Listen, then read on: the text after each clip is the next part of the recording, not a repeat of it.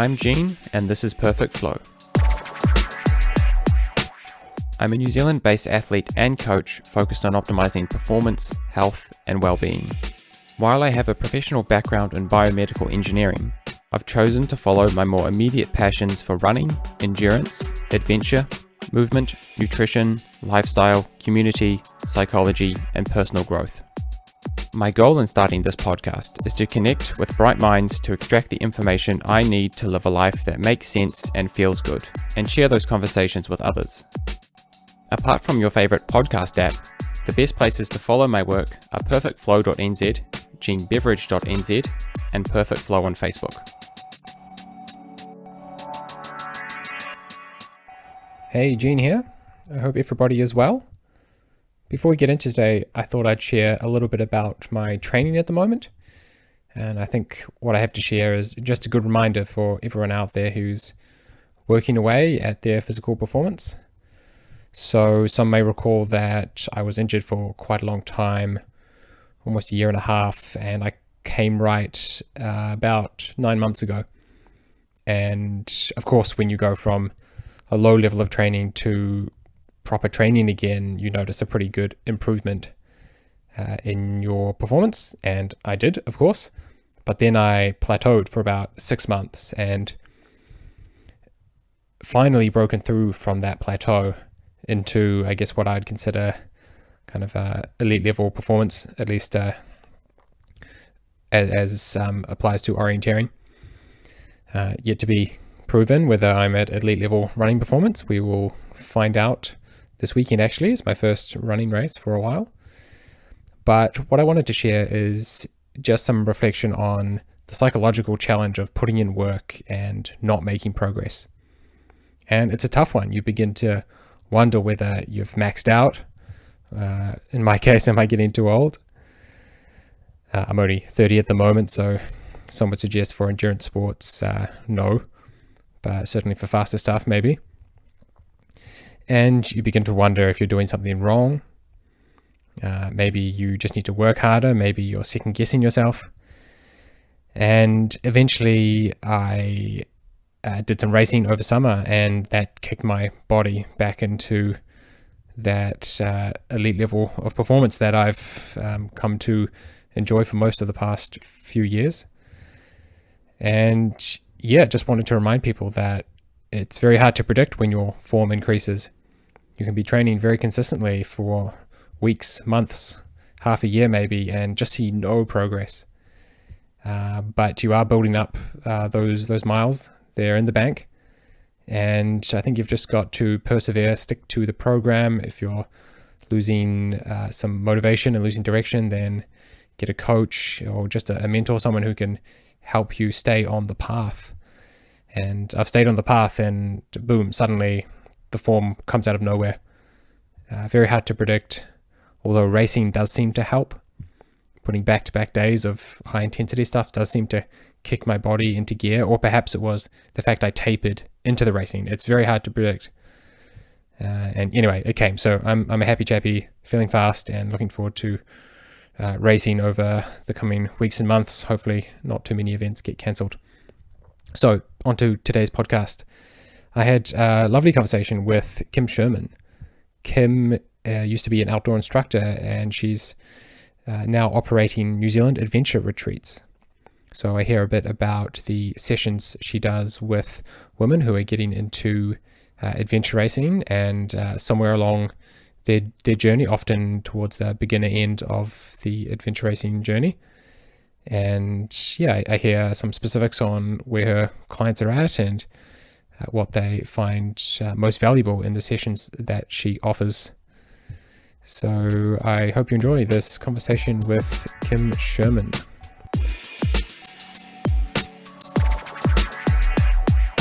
Kym, thanks for coming on Perfect Flow.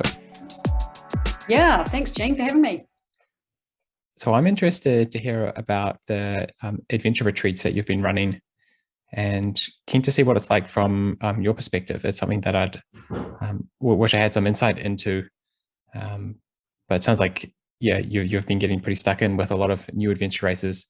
I'm more connected with the kind of more experienced adventure racers, and I guess I'm now only getting experience from the minority of the adventure racing scene because it's just exploded over the past few years.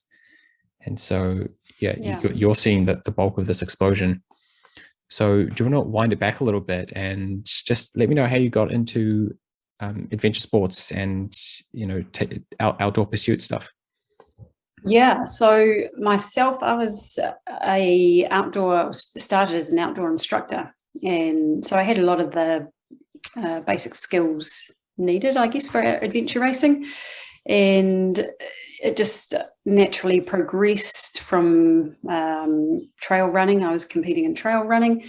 And then the women's adventure racing scene started growing. And so that piqued my interest. And because I had the outdoor instructing skills in terms of the kayaking and the navigation, I just kind of fell into adventure racing. It seemed like the sport that ticked all the boxes for me. Yeah. What did adventure racing look like to you? Well, it was more about the adventure of it. And I guess that it was a team sport. So with trail running, obviously it's very solo and you're out there on your own. So the fact that it was a team sport and the women's adventure racing, it's very non-threatening way to get into it, because you're just doing it with a group of mates. And so it's like friends out for an adventure, but there's a lot of structure to it, I guess. So yeah, it was an easy way to get started. Yeah. Did you find any of the longer treks kind of intimidating at that stage, getting up into the hills and up into the mountains? No, I guess it progressed. So when I started out with 12-hour ones, I think, or 9-hour, I think they were 9-hour races. And then it just, and at that stage, you look at something like God's Zone and it seems overwhelming and crazy to be able to go for that long. But then as you start working your way through adventure racing in terms of the distances, so you go from a 9 to a 12 to a 24 to a 48 in the expedition, it doesn't seem such a big step. So not overwhelming. I think you put yourself where you are at that stage. So as a beginner, you start off with the shorter races, but as you get a bit more experience, then it just feels natural to go for longer. Yeah, that makes a lot of sense. And it's great that there are so many events on now that you can build yourself up without having to take a step that's too intimidating. Next step. Yeah, that's right. Did you also find that there was this navigation component that was kind of coming in that may have also been intimidating in quite a different way to the distance and the physicality of the sport? Yeah, so I guess there's a bit of pressure on the navigation in a race. It's because you have got a team of you there, and if you're the navigator, you want to be getting that right. And the longer you go, the more tired you get, and that adds another element as well. So it is a little bit different in that aspect. You find that some of the beginner and intermediate adventure races allow for like stepping stones with the navigation in the same way that they do with the duration? I think the navigation component of adventure racing for people new to the sport is often quite overlooked, and it seems to be quite a last minute thought for a lot of people, that, oh Jesus, we've actually got to read a map and use a compass to get around this. So a lot of people train running, biking up hills. They might get in a kayak, they might not, but navigation is something that's quite new and foreign to a lot of people. So that's an area that we've found we can really help people with, especially the beginners. Yeah. Yeah, that's definitely my experience as well. It's clearer maybe how to work on some of the other elements of the sport. It's clear how to make progress mountain biking, but maybe less clear how to make progress with navigation. So yeah, I'm keen to get into Yeah. more of that. Can you tell me a little bit though first about the New Zealand Adventure Retreats? What is that, and how long have you been involved? Yeah, so we, Naomi and myself originally started it up because we saw a need for retreats that were a little bit more challenging, had a little bit more of an adventure element to them. And so we were running summer, winter retreats throughout the country, largely based in Queenstown area. So that's like skiing and mountaineering, trekking stuff, or what does that involve? Yes, yeah. So skiing, backcountry skiing and snowboarding and snowshoeing. And yeah, we did kayaking, stand-up paddleboarding, but also with a yoga element, yoga and nutrition wellness element in it. So I guess a retreat, but just a little bit more adventurous. So an active form of retreat. Yeah. No, that sounds like my time away also. I do like to spend time away to like get those relaxing elements in, but also I'm there for some long days as well. I definitely always have that as a part of any holiday. Any good holiday has to have some missions. So Sure. that's really cool. And I'm not sure what the landscape is like out there for operations like yours. I don't know who else is doing anything like this, but I don't really know of anyone else who's doing kind of. I know there's like triathlon and Ironman training camp kind of stuff, but certainly not with the adventure stuff. Do you know other groups who are doing that kind of stuff? We've actually teamed up with a retreat organisation in the States who do trail running retreats. They're called Run Wild.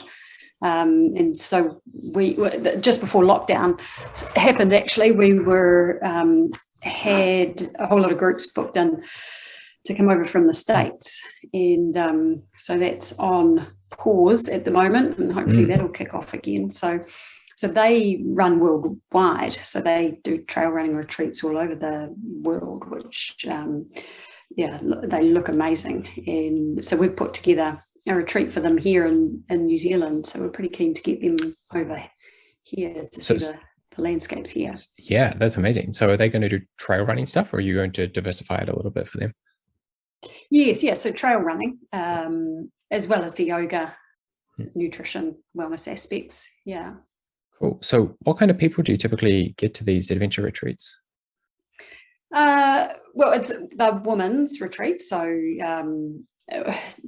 generally women who feel like they need either a break or a challenge, something new. Maybe they were adventurous, but they've lost that a little bit and they needed a reintroduction. So they're not people who are, have done a God zone and keen to up their skills. We're kind of aiming at the broader base of adventure races. Is that right? Yes. Yeah. Well, what we do with adventure retreats is a little bit different to what we do with the women's adventure race skills weekends. So they're slightly different things. Okay. Yeah, I didn't actually know about those skills weekends. Yeah, so we run specific women's adventure race skills weekends where we work on upskilling women who are maybe just starting out in adventure racing, or have a little bit of experience in adventure racing. And they've just exploded. They sell out every time we run one. So there's big demand in that aspect. Yeah. Wow, that's so cool for you guys. So just tell me a little bit quickly about what you do with these skills weekends, and also yeah, start with that. These skills weekends, which I didn't actually know. Yeah, so it's just another part of what you offer. That's really cool. What do you do on these weekends? Yeah, so they're based around, it's basically a crash course for women in adventure racing. So there's three of us who facilitate the weekends, and we all have different skills. So we've got someone who's got a lot of orienteering background, Rach Smith, and then we've got Nick Leary, who has a really strong mountain bike background, and then myself, who has done a lot of adventure racing and can fill a lot of gaps and add a lot of information in those areas. So over 2 days, Saturdays largely focused on navigation theory and then navigation practical on foot. And then Sunday is mainly focused on the bike, so mountain bike, maintenance, repairs, basic bike skills, and then bike navigation, which is obviously quite different to foot navigation. And then throughout the whole weekend, we cover training, nutrition, transitions, race gear, team roles, how to work together as a team, and what the different roles are. The kayaking, the paddle strokes. This is a pretty full-on weekend. So, yeah, we cover a fair bit of info. Yeah, that sounds really comprehensive. And it makes a lot of sense now because I've come through like a school system where you learn this stuff when you're at school, but then as soon as you leave school, you kind of just like dropped out on your own. And I'm lucky enough to be connected with the orienteering high performance system, which of course helps us to stay on that competitive path, but really don't know what happens to like everyone else out there when you like if you're not really connected to a high performance system. Where do you go? Because everyone wants to upskill. That's not just something for high performance people, and it's not just something for school students.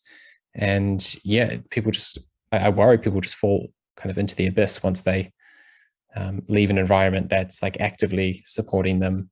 They've got to go seek out people like you. So that's great to hear that there are people like you out there that actually offer that service. Yeah.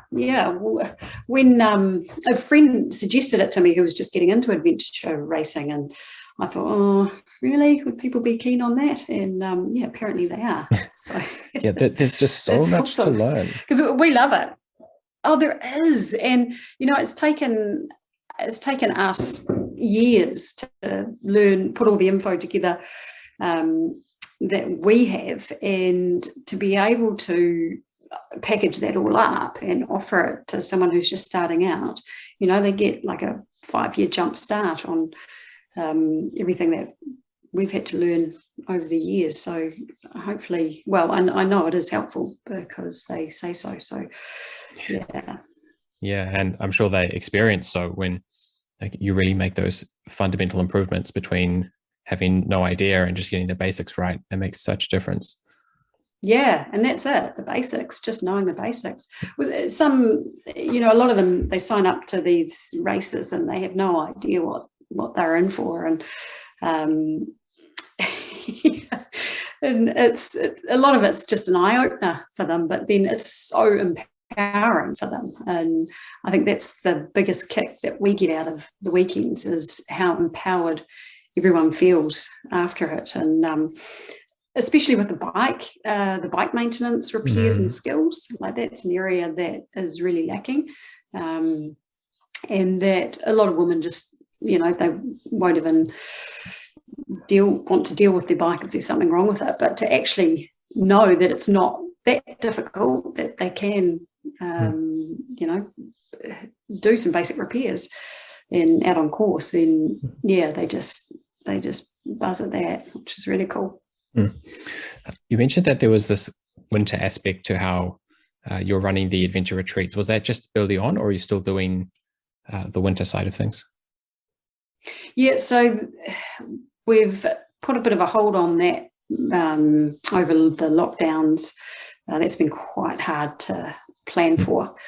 But yeah, we will be kicking those off again, as well as the trail running ones as well. So yeah, looking forward to adding those back in. Okay, so yeah, it sounds like you've got a few offerings there.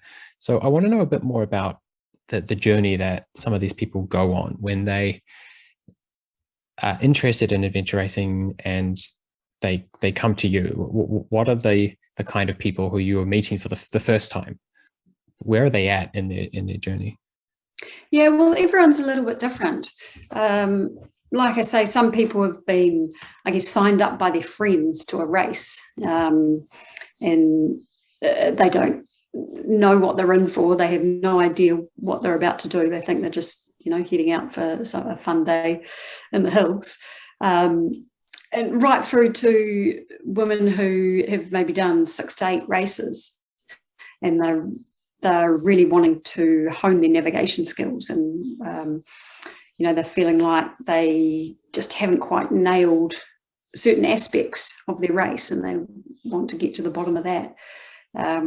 So yeah, we get sort of a few different levels come through, but saying that, even the intermediates get a lot out of going through the basics of navigation. A lot of people haven't learnt navigation in a systematic way. It's just been sort of ad hoc, or grab a map and off you go. And a lot of people are self-taught. So to get the basics and go through the actual process of, everything to do, breaking the map down through to route choice, is really beneficial for both beginner and intermediate, I find. And is that something that people find kind of intimidating at first, or challenging, frustrating? How do people find trying to pick up navigation? And what age typically are we dealing with here? What age range? Yeah, so it's quite interesting because you can see who gets it and who takes a little bit longer, quite quickly. And everyone is different in that aspect. Like, some people it just clicks for them straight away. Some people, they don't get it to the second day or the end of the second day, and something clicks, and they're like, that's what you mean. So yeah, everyone picks it up at a different rate. We actually find young ones actually pick it up really, really quickly. So we've had a few young girls come along, and whether it's, like you say, because of the school system, they've been in the school system and they're used to learning and absorbing information quite quickly. I don't know, but yeah, there's usually like a light bulb moment that seems to come on for people, and they just get it at some stage. And I mean, they don't all get it either, and not everyone in the team has to be a navigator. So they might not be there to be the main navigator. They might want to be working on the other skills, but it's still good for them to go through the process of learning and what is involved. Then they can't give the navigator a hard time if they make a mistake out on course. Yeah, that definitely fits my experience of coaching school students, and also people who are in a similar bracket to some of the people who go through your retreats. There is just a huge range of I guess predispositions to picking up navigation, and you can see it a bit with the students, but they're normally fairly quick to pick it up if they're interested, whereas it's definitely had me rethinking my teaching approach. I'm trying to teach adults, actually. At first, when I was teaching adults adventure navigation, I just went straight in with the typical orienteering stuff that I'd be teaching to like a 12 to 16-year-old, and just finding that it didn't land quite as much as I expected it would. And so, yeah, it definitely caught me on the back foot and forced me to find new and better ways to explain some of the techniques, and better ways to pitch the challenge. And yeah, there was definitely something I noticed. There was a big range. So yeah, you've got to be real flexible as a coach, I found, to kind of keep everyone, trying to learn together, but knowing that different people are learning at different rates. Yeah, it's a tricky one. Cool. So can you hear more about the experience that the clients, if you call them, go on when they're at this early stage adventure racing? So not necessarily just across the weekend that they get to be on the retreat, but this early stage of getting into adventure racing and taking on these challenges that you start doing things on the weekend that you come to work on Monday and tell your colleagues about, and they like don't know what just don't know what to make of it. And there are people picking up this kind of lifestyle like in their 30s or 40s. So can you give me some insight into just what it's like for them, and what are they finding so captivating about adventure racing and all the surrounding sports? Yeah, a lot of them, this is quite a new experience for them, and it is about the adventure. So it's about getting friends together and going out and doing something different, exposing themselves to something new. A lot of them, I find the age, I guess the average age of women that we get along to our courses would be in their 40s, so mid to late 40s. So a lot of them, I guess they've maybe had kids and wanting to get back into some sport, and so this is something that ticks a lot of boxes for them because it's social. It's something quite different. They have to actually learn some new skills, whether it's the mountain biking, the navigation, or getting out in the hills. And the races that are available now are in pretty special locations too. So it's, for a lot of them, I guess it doubles as a bit of a holiday or a break as well. So for a lot of people, it does tick the boxes for them. Yeah. Are people finding it transformative in other ways that are not directly obvious to the sport?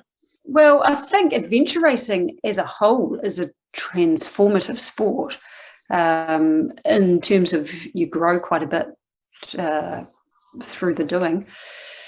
And it's very confidence building as well. A lot of people might start out adventure racing and think, Jesus, 6 hours, how am I going to get through that?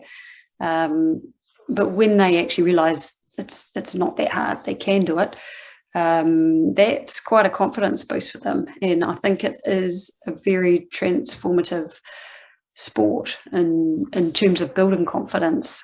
A lot of women, I guess, around that age may feel like they have lost themselves in some form after dedicating so many years to young children and having given up a lot of their own activities and sports and things that they used to do. So I guess it's like finding themselves again through adventure and building that confidence. Yeah, and there's a lot of different elements to that. There's that taking the self-control with the navigation, building that kind of self-reliance.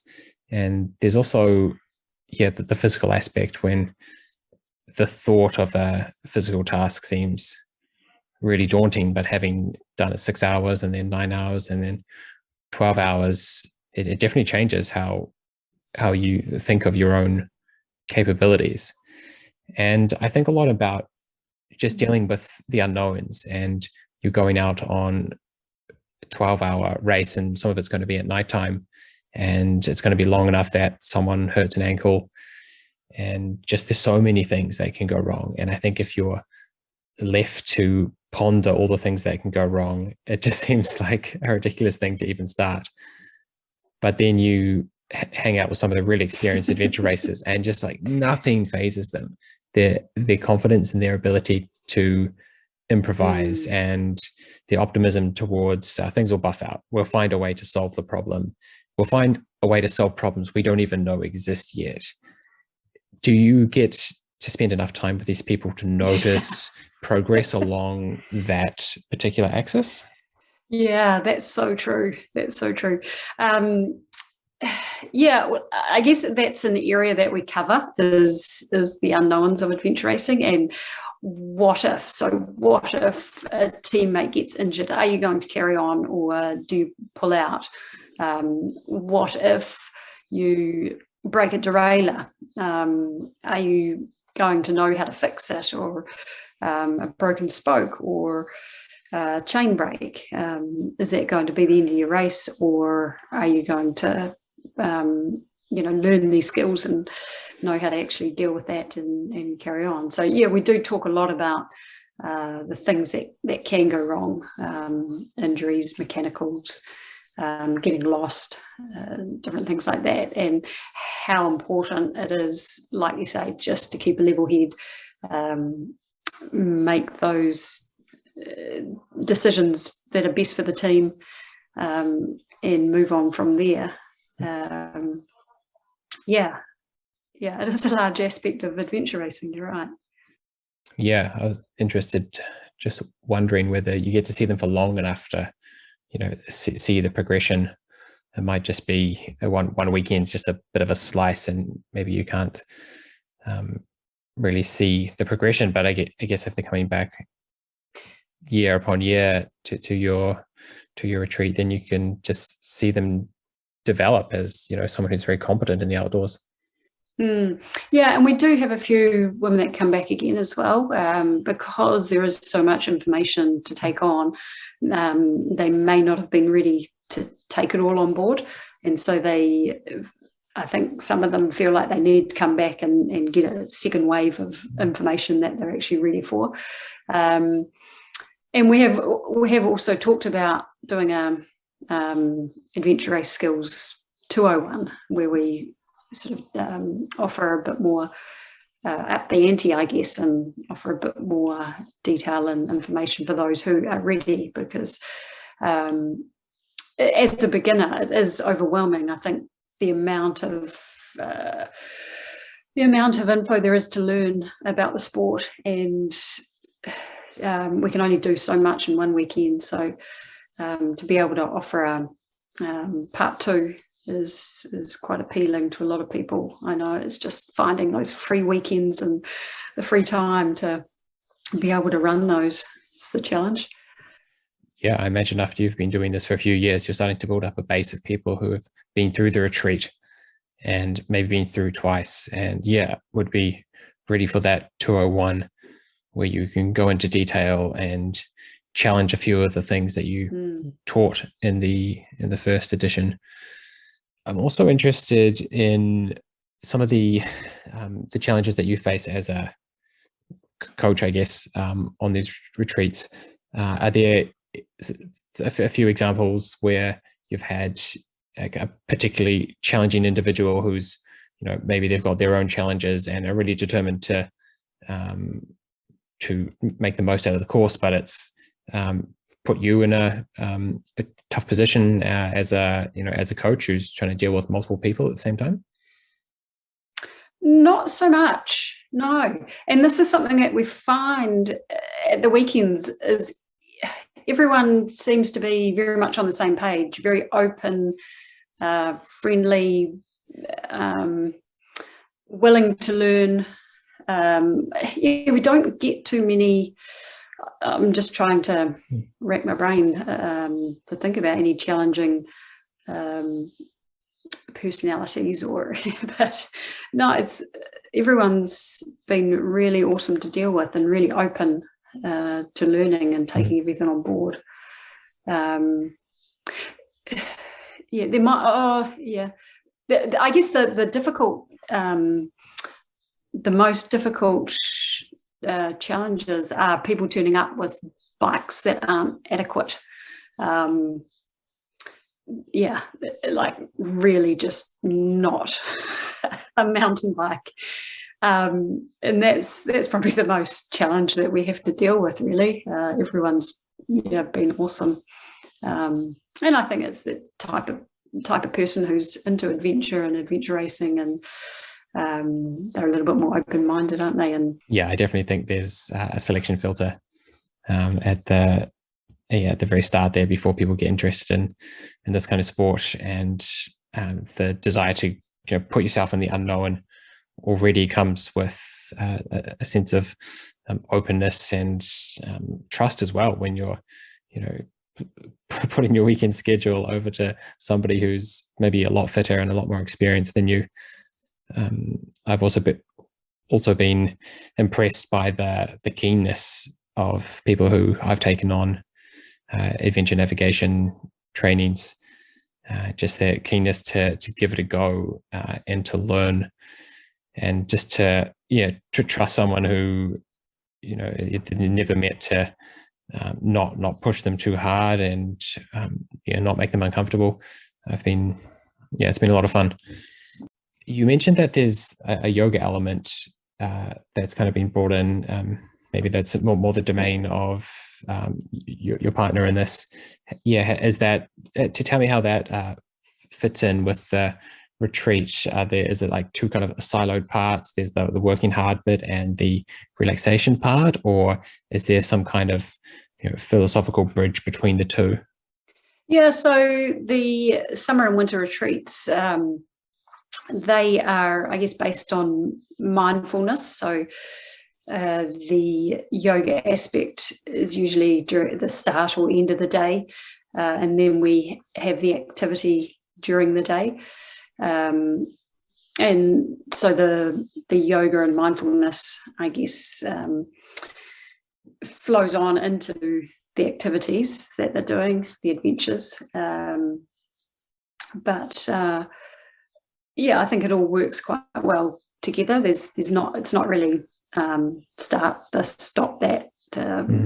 It kind of just all seems to flow from one thing to the next. And it's a great way to start the day, stretching and being mindful, and then working your way into doing something a little bit more challenging, and then winding down at the end of the day as well and reflecting. So it flows well.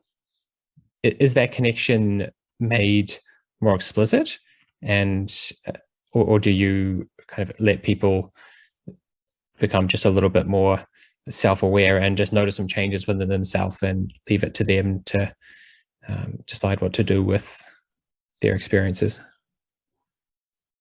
Yeah, so we incorporate journaling as well throughout the retreats, and we talk about goals. We do focus on goals as well, and maybe where people are at and what they're wanting to work towards, and bringing that mindfulness aspect to it. So they are aware of the process and what it's all sort of leading towards. I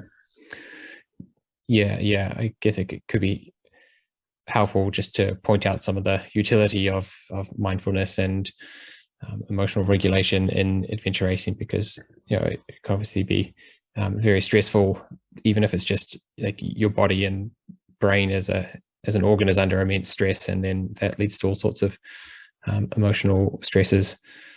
I guess it seems really useful to point out the utility of mindfulness for really any highly demanding sport.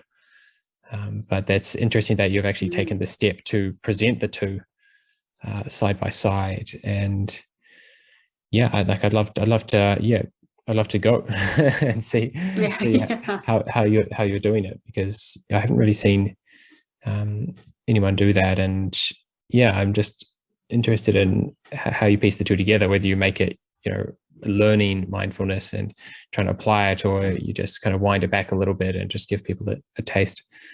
But that sounds quite interesting to combine those elements.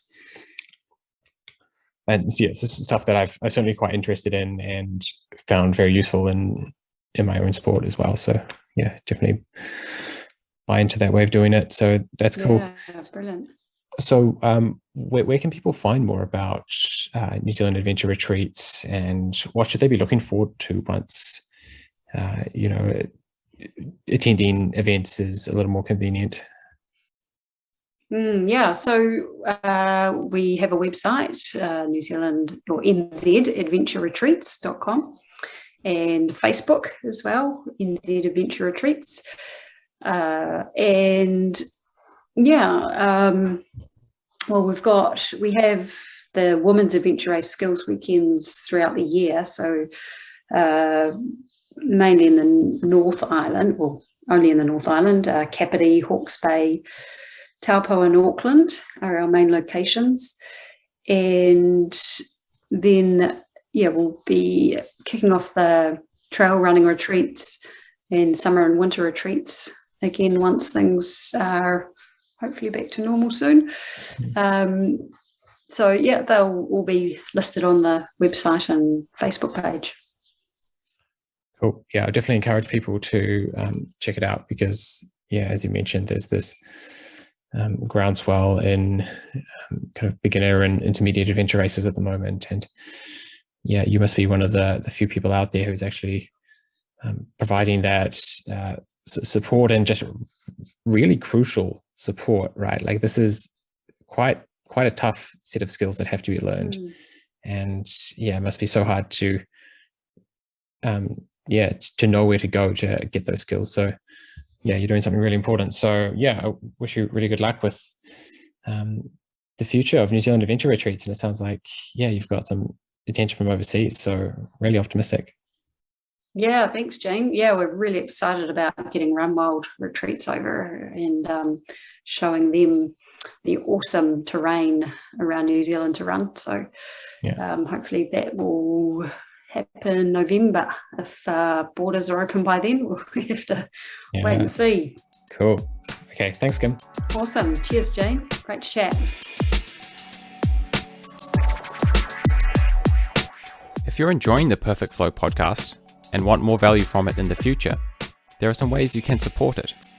The first is to rate or leave a positive review on iTunes, Spotify, Google Podcasts, Stitcher, or other platforms where it's available. The second is to share this podcast or specific episodes on social media or with friends. The third is to get involved more directly through the Perfect Flow page on Facebook, where I'm trying to construct a more interactive community.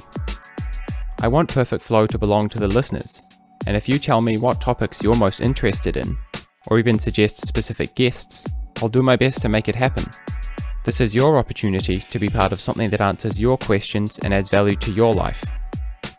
Another good reason to follow Perfect Flow on Facebook is that I post links to episodes, blog posts, and anything I find useful to this page. It's a great way to follow my training, racing, and learning. Another great way to stay engaged is to subscribe to genebeverage.nz. This way you will get podcasts and blogs emailed to you, avoiding the clutter of Facebook. I don't know where this project will take us, but the reception so far has been positive.